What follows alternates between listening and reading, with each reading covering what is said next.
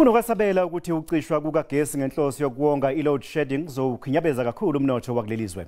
Lokhu kusho ukuthi abantu bakuleli basengcupheni yokuthi bangayenzi inzuzo kulesigaba sokugcina sonyaka. Ntambama nje Eskom iqala isigaba sesithupha sokongiwa kogesi. Futhi ucishwa engcupheni umnotho wakulelizwe. Ukulesi sigaba sesithupha sokucima ugesi, iEskom yonga ama-megawatts angu-6,000. Osomnotho kanye nongoti bathi ibalelwa kumabhiliyoni amarandi imali ezolahlekela lelizwe. Abanye bacabanga ukuthi nayo iEskom kungenzeka idinge ukutakulwa njenge-SAA. Umhlaziyi wezomnotho uthi inkinga enkulu yeEskom isikweletu sika 500 billion amarandi kanye nenkinga yokuqoqa imali ekweletwa yona komasipala.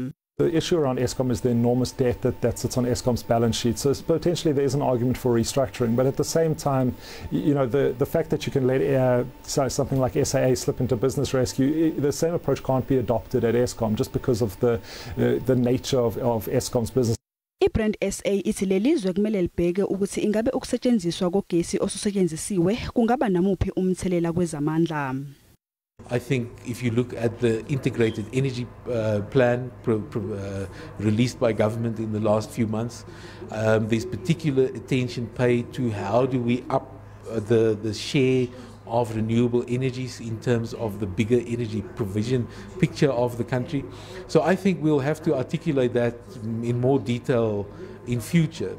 Lokhu kucishwa kogesi ngenhloso yokuwonga kushaye kwezwela emabhizinisini nakuzo izakhamuzi. I lost already last week more than 7,000 rand.